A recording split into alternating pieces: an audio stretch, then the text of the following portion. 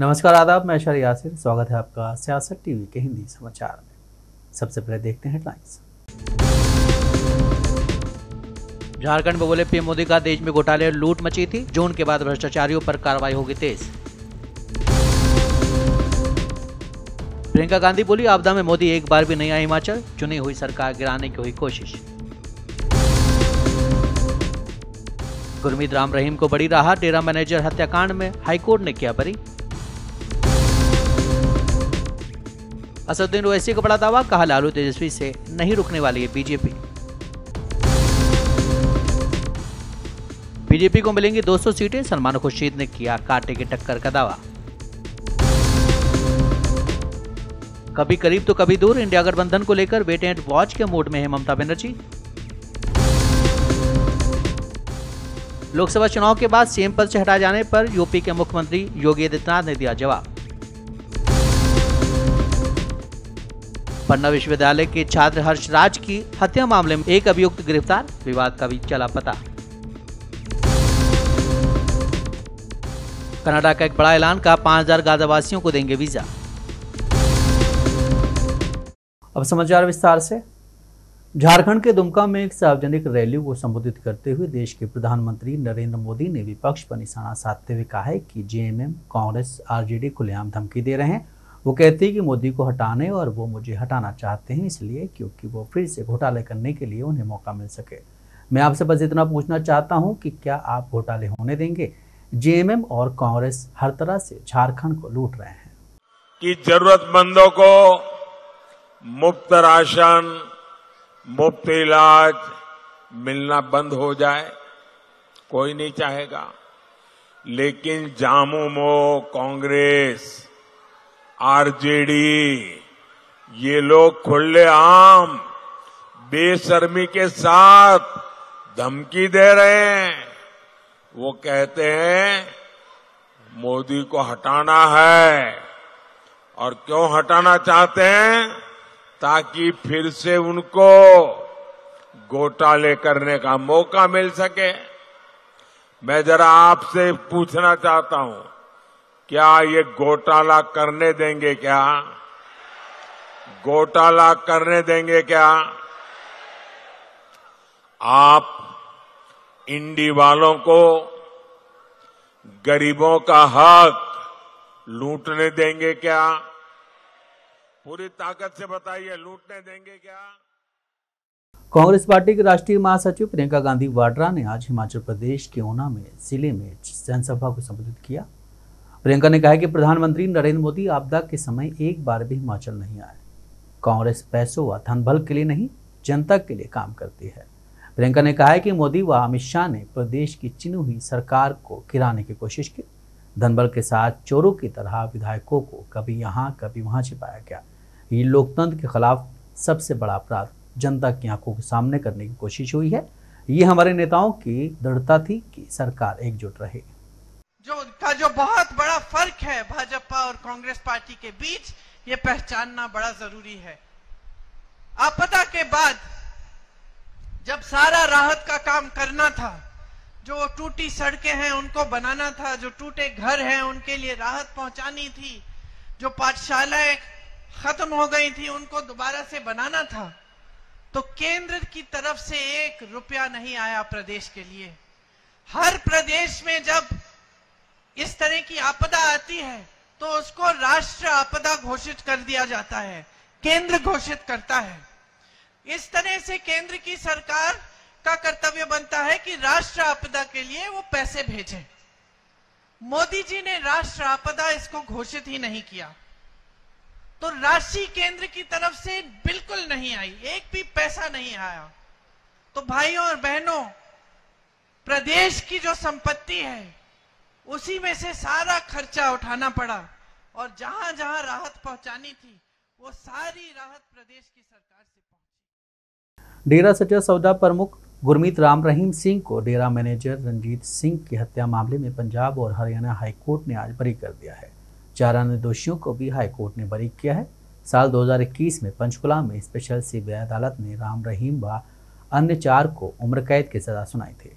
10 जुलाई 2002 को रंजीत सिंह का कुरुक्षेत्र के खानपुर कोलिया में गोली मारकर हत्या कर दी गई थी। देखिए 2021 का ये मामला था, तो इस पे सुनवाई माननीय हाईकोर्ट में हो चुकी थी। आज ये मैटर प्रोनाउंसमेंट पे लगा था, तो माननीय हाईकोर्ट में ने इस पे प्रोनाउंस करते हुए इस फैसले को निचली अदालत के फैसले को बदला है और जो 5 लोग इसमें थे 5 को एक्विटल कर दिया है। और जैसा कि हम आपको पहले भी कहते आए हैं कि पूज्य गुरु संत गुरमीत राम रहीम सिंह जी इंसान जी को माननीय अदालत पर, माननीय न्यायपालिका पर पूर्णतः भरोसा था और है, और जो माननीय न्यायपालिका ने आज ये फैसला सुनाया है, इस फैसले का हम पूर्णतः स्वागत करते हैं। लोकसभा चुनाव के आखिरी चरण के प्रचार के लिए राजनीतिक पार्टियां जमकर पसीना बहा रही हैं और ऐसा कोई मौका नहीं छोड़ना चाहती हैं जिससे उन्हें नुकसान उठाना पड़े। एक दूसरे के ऊपर आरोप और प्रत्यारोप का दौर जारी है। इस बीच AIMIM के मुखिया और हैदराबाद से पार्टी उम्मीदवार असद ओवैसी ने बड़ा दावा किया है।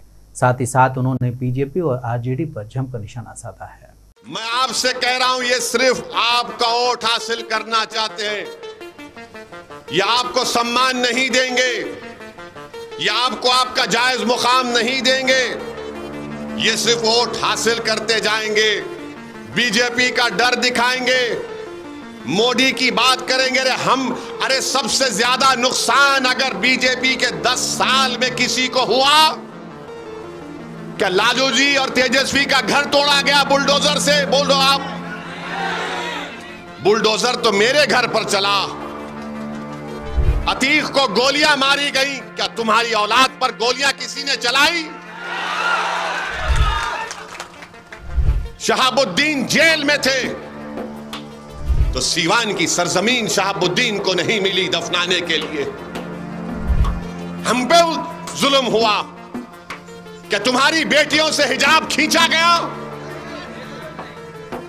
क्या हमारी अज़ाओं पर गालियां दी गई? किसने किया ये? 100 साल का मदरसा बिहार का जला दिया गया। बताओ आप कौन है deputy chief minister? Tejashwi Yadav है। कांग्रेस के वरिष्ठ नेता और पूर्व केंद्रीय मंत्री सलमान खुर्शीद ने लोकसभा चुनाव 2024 के रिजल्ट को लेकर बड़ी भविष्यवाणी की है। उन्होंने अमित शाह के उस दावे को भी गलत बताया है जिसमें उन्होंने 6 चरणों में 300 से ज्यादा सीटें जीतने का दावा किया था। सलमान खुर्शीद ने कहा है कि अब वो ये नहीं कह सकते हैं कि हम 200 पर आ गए हैं, इसलिए अब वो 300 पार की बात कह रहे हैं, लेकिन अब वो 400 की बात भी नहीं कर रहे हैं। भाई 400 भी तो किसी ने कहा था ना, प्रधानमंत्री ने कहा था 400 पार, 400 से ज्यादा। अब वो तो नहीं कह रहे हैं कि 400 आएंगी।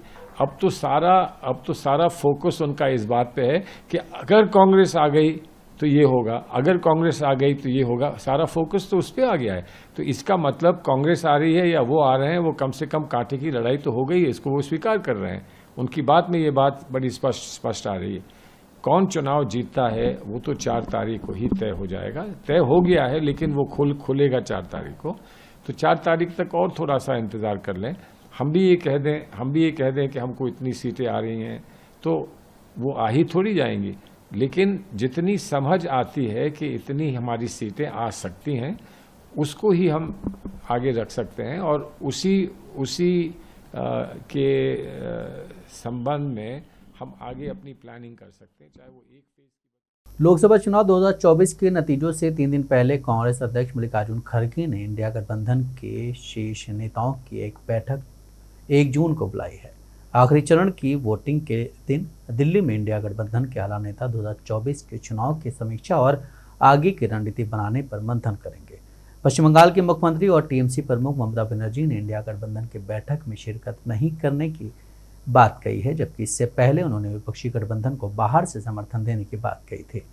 इस तरह ममता बनर्जी इंडिया गठबंधन से कभी पास तो कभी दूर नजर आती हैं। जय बांग्ला, बांग्ला नहीं रहने से आजादी नहीं होता। आज भी याद रखना, बांग्ला ही रहा है। इसी के लिए हम अगर सीपीएम को ऊपर उखाड़ दे सकते थे तो हम बीजेपी को भी उखाड़ देंगे। ये हमारा वादा है, ये हमारा वादा है, ये हमारा वादा है। रोशनी चाँद से होना है, सितारों से नहीं। मोहब्बत तृणमूल कांग्रेस से होता है, जोनापुर से होता है, और किसी से नहीं। बहुत बहुत धन्यवाद। पंजाब के लुधियाना में दिल्ली के मुख्यमंत्री और आम आदमी पार्टी के राष्ट्रीय संयोजक अरविंद केजरीवाल ने कहा है कि 2 दिन पहले लुधियाना में अमित शाह आए थे। वो धमकी देकर गए हैं कि 4 जून के बाद पंजाब की सरकार खत्म कर दी जाएगी और भगवत मान को मुख्यमंत्री पद से हटा दिया जाएगा। मुझे याद नहीं आता कि आज़ादी के बाद पिछले 75 साल में किसी गृह मंत्री ने इस तरह का गुंडागर्दी वाला संदेश दिया हो। आप देख रहे हो देश के अंदर किस किस्म की तानाशाही चल रही है, पूरी गुंडागर्दी मचा रखी है इन लोगों ने। लुधियाने में अभी 2 दिन पहले अमित शाह जी आए, वो क्या कह के गए हैं सुना आपने? देखा था वीडियो आप लोगों ने अमित शाह जी का? वो धमकी दे के गए हैं कि 4 जून के बाद पंजाब की सरकार खत्म कर दी जाएगी और भगवंत मान को सीएम के पद से हटा दिया जाएगा। कैसे करेंगे ये? 92 सीट है हमारी, 117 में से 92 सीट है। खुलेआम धमकी देके जा रहे हैं। मुझे याद नहीं आता पिछले 75 साल में, आजादी के बाद 75 साल में किसी गृह मंत्री ने आके इस किस्म की गुंडागर्दी का स्टेटमेंट दिया हो।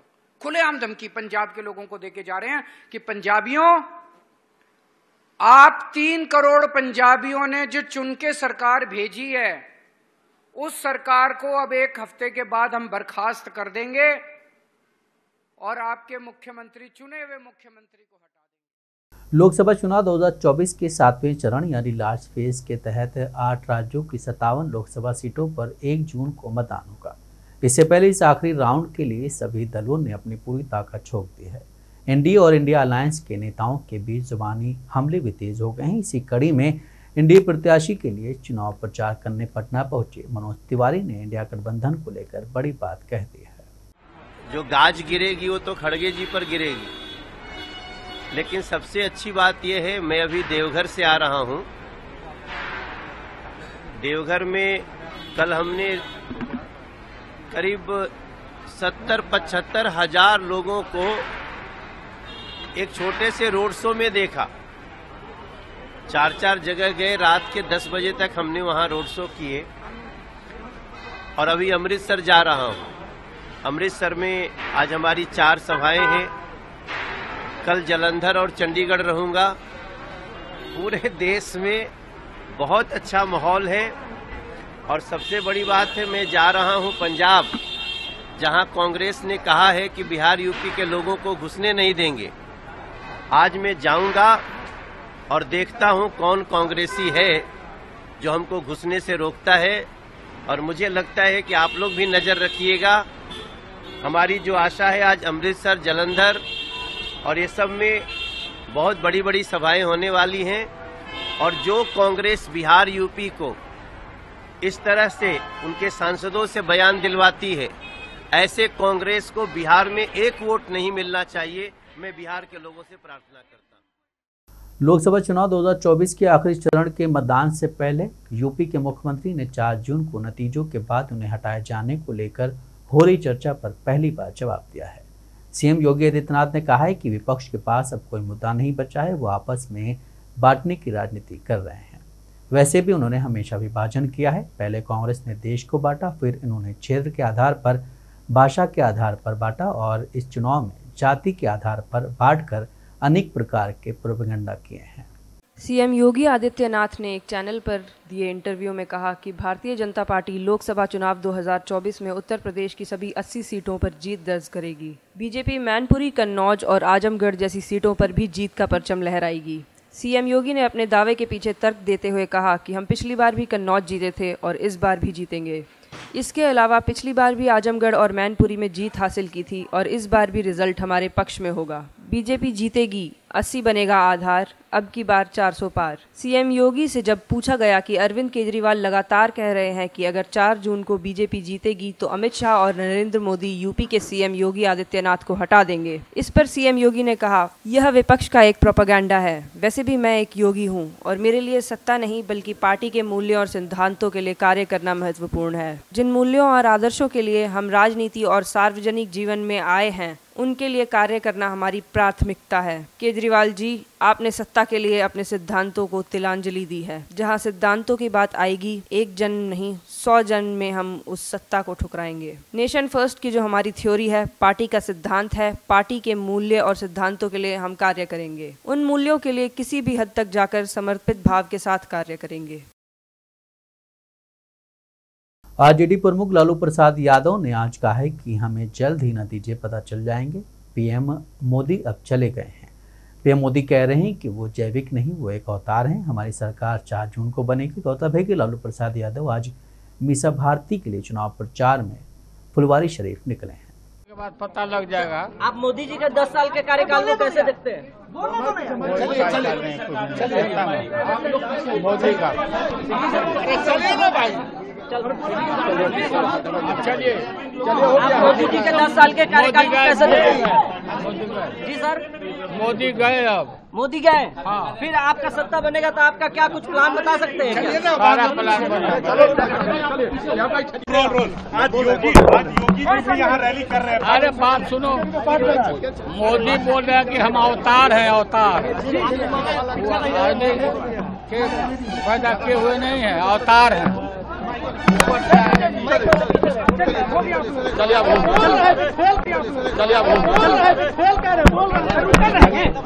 जून को क्या होगा लालू जी? 4 जून को क्या होगा? सरकार हम लोग का बनेगा।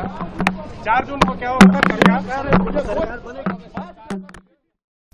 बिहार के पटना विश्वविद्यालय के बीएन कॉलेज के छात्र हर्षराज की सोमवार को पीट कर हत्या कर दी गई। इस मामले में पुलिस ने कार्रवाई शुरू कर दी है। इस हत्याकांड में शामिल 2 मुख्य अभियुक्तों में से पुलिस ने एक को गिरफ्तार कर लिया है। पुलिस ने जिसकी गिरफ्तारी की है वो भी छात्र है। हत्या के पीछे का विवाद भी पता चला है। देखिए, उसमें पटना पुलिस द्वारा एक विशेष अनुसंधान दल जो है, स्पेशल इन्वेस्टिगेशन टीम का गठन किया गया, एएसपी सिटी, एसडीपीओ सिटी 2 और उसके अलावा जो अन्य हमारे सिटी के थानाध्यक्ष हैं, तो हमारी टेक्निकल टीम जो है वो भी उसके साथ लगी। एफएसएल टीम का भी हमको सहयोग मिला। तो उसके साथ हमारे सभी टीमों के कोऑर्डिनेशन से हमने इसमें अभी तक कांड का उद्भेदन किया है। इसमें एक अभियुक्त की हमने गिरफ्तारी कर ली है, अन्य अभियुक्तों की पहचान हो गई है और हमारी जो टीम है वो लगातार सभी अन्य जिलों में भी जाके जो है वो गिरफ्तारी का प्रयास कर रही है।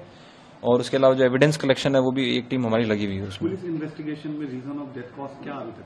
देखिए, ये रीजन ऑफ डेथ जो है या कॉज ऑफ डेथ है वो तो पोस्टमार्टम से पता चलेगा, लेकिन जो मोटिव जो पता चल रहा है वो यही पता चल रहा है कि जो पिछले साल जो दशहरा के समय डांडिया नाइट में कुछ इशू हुआ था और उसी में दोनों के बीच में 2 गुटों के बीच में झड़प और या फिर बकझक की बात आई थी।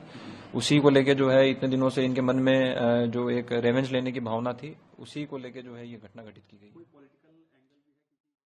बिहार के डिप्टी सीएम सम्राट चौधरी ने आज विपक्षी गठबंधन इंडिया और कांग्रेस पर निशाना साधते हुए कहा है कि इस सारे पाप के लिए देश में कोई जिम्मेदार है तो वो कांग्रेस पार्टी है, जिनकी 4 पीढ़ियों ने देश पर राज किया हो।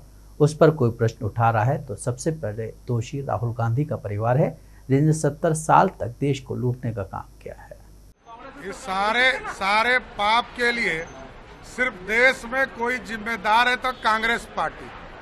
75 वर्ष के आजादी के बाद जिस पार्टी ने 55 साल राज किया हो, जिनकी 4 पीढ़ियां देश पर राज किया हो, उसके बाद यदि कोई प्रश्न उठा रहा है तो सबसे बड़े दोषी कोई है तो राहुल गांधी जी का परिवार, जिसने 70 वर्ष तक इस भारत को लूटने का काम। केंद्रीय गृह मंत्री अमित शाह की टिप्पणी पर आरजेडी नेता मनोज कुमार झा ने कड़ी प्रतिक्रिया दी है। उन्होंने कहा है कि अमित शाह को यह दिव्य ज्ञान कहां से प्राप्त हो रहा है। झा ने कहा है कि 2014 में तो वो देश को कांग्रेस मुक्त कर रहे थे और अब उन्होंने खुद भाजपा को कांग्रेस युक्त कर लिया है। कांग्रेस और विपक्षी पार्टियों से लाए गए लोग मंत्री बनाए जा रहे हैं। अमित शाह इसकी चिंता करें, जीत हार 4 जून को तय होगी। 14 में तो कांग्रेस मुक्त कर रहे थे और खुद भाजपा को कांग्रेस युक्त कर लिए। बेचारे जो पुराने भाजपाई थे उनको लगा कि क्या जिंदगी भर हम हाशिए में रहेंगे।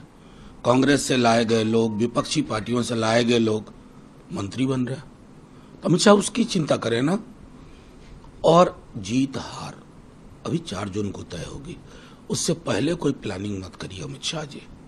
और राजनीतिक पार्टी के नेता को राजनीतिक जुबान बोलनी चाहिए, ये जुबान राजनीतिक नहीं। पटना कॉलेज में एक छात्र की पीट कर हत्या मामले में बिहार के नेता तेजस्वी यादव ने कहा है कि बहुत दुखद है। जब से एनडीए की सरकार आई है तब से कानून व्यवस्था बद से बदतर होती जा रही है। जो दोषी है उसके खिलाफ सख्त से सख्त कार्रवाई होनी चाहिए और जल्द से जल्द गिरफ्तारी भी होनी चाहिए। जहां भी भाजपा शासित राज्य हैं वहां कानून व्यवस्था बहुत खराब है। ये घटना अगर राष्ट्रीय जनता दल के शासन में हुई होती तो बीजेपी वालों ने अब तक बवाल मचा दिया होता। ये सड़कों पर लेट कर हाय हाय कर रहे होते। उनके परिवार के प्रति हमारी पूरी संवेदना है, लेकिन जो दोषी है उस पर सख्त से सख्त कार्रवाई होनी चाहिए। और जल्द से जल्द जो है गिरफ्तारी भी होनी चाहिए और सजा दिलाना चाहिए लोगों को। लेकिन बीजेपी के लोग कह रहे हैं कि सुशासन की सरकार है, कह रहे हैं कार्रवाई हो रही है। जितना अपराध बढ़ता है इनको अच्छा लगता है। भाजपा के लोग आज तक सृजन घोटाला में क्या हुआ उस पर कार्रवाई नहीं, बालिका गृह कांड पे कोई कार्रवाई नहीं। वो तो हम लोग आंदोलन करके लड़े तब जाकर के कार्रवाई हुई। लेकिन आप देखिएगा अभी भी सब चीज ठंडे बस्ते में।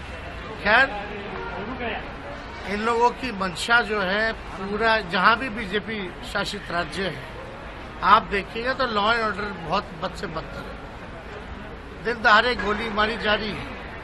यही राष्ट्रीय जनता दल सरकार में होती तो अब तक बवाल मचा दिए होते।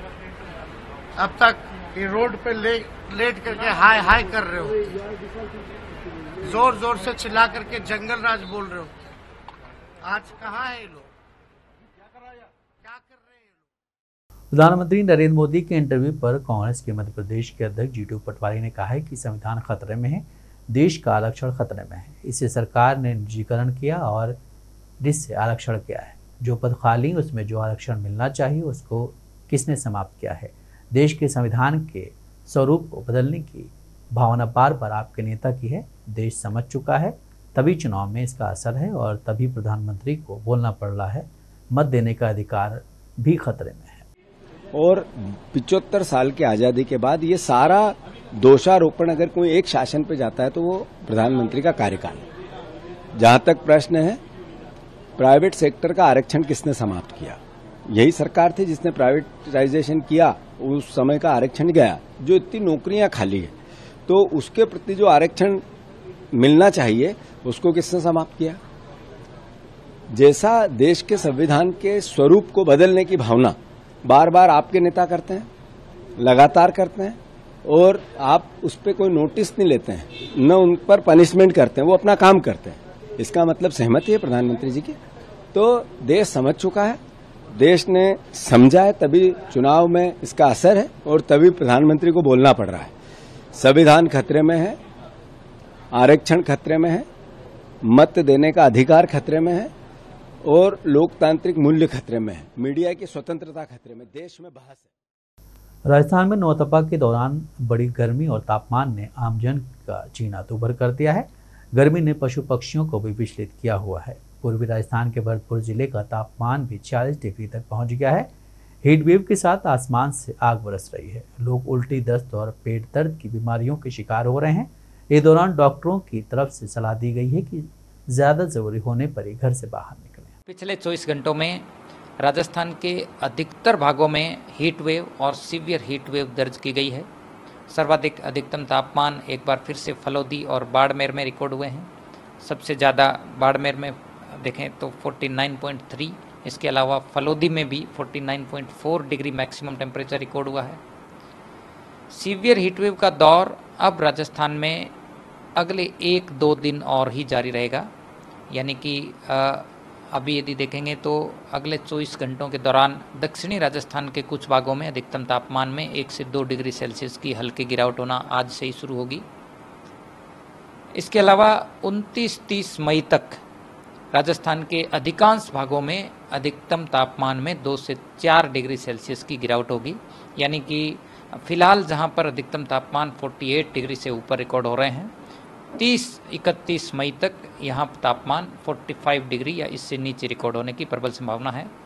यानी कि जो हीट वेव और सीवियर हीट वेव का दौर फिलहाल बना हुआ है, ये अगले 2-3 दिन बाद समाप्त होने की के लिए कंडीशन फेवरेबल है। कनाडा ने कहा है कि वो युद्धग्रस्त क्षेत्र में रहने वाले 5000 गाजा के निवासियों को अस्थायी वीज़ा प्रदान करेगा।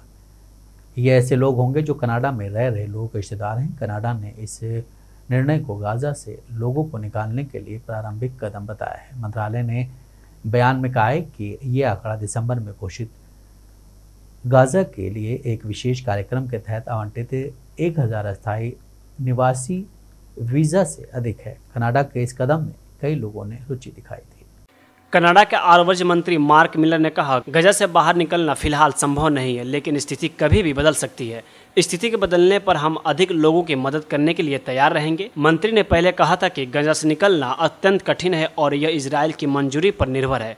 अधिकारियों ने सोमवार को बताया कि इजराइल की तरफ से हाल ही में किए गए हमले में गजा के रफा शहर में एक तंबू शिविर में भीषण आग लग गई थी, जिसमें 45 लोग मारे गए। इस हमले के बाद वैश्विक नेताओं ने तीखी प्रतिक्रिया व्यक्त की है। मिलर ने कहा कि कनाडा गाजा के उन निवासियों के नाम साझा कर रहा है जिन्होंने स्थानीय अधिकारियों के साथ प्रारंभिक जांच पूरी कर ली है, ताकि वे सुरक्षित तरीके से बाहर निकल सकें। मिलर के प्रवक्ता ने बताया कि 448 गाजावासियों को अस्थायी वीज़ा जारी किया गया है, जिसमें से 254 को सार्वजनिक नीति के तहत वीज़ा दिया गया है और अब तक 41 लोग कनाडा पहुँच चुके हैं। गजा के स्वास्थ्य मंत्रालय के अनुसार इजरायली हमलों में लगभग 36,000 फलस्तीनी मारे गए। संयुक्त राष्ट्र फलस्तीनी शरणार्थी एजेंसी UNRWA के अनुसार करीब 1.7 मिलियन लोग यानी गजा की 75% से अधिक आबादी विस्थापित है। इजरायल ने अपना सैन्य अभियान तब शुरू किया जब 7 अक्टूबर को हमास दक्षिणी इजरायली समुदायों पर हमला किया। इस दौरान लगभग 1200 लोग मारे गए और 250 से अधिक लोगों को बंधक बनाया गया। हिंदी समाचार यहीं समाप्त होता है। मुझे दें इजाज़त। बाकी खबरों के लिए आप बने रहें सियासत टीवी के साथ।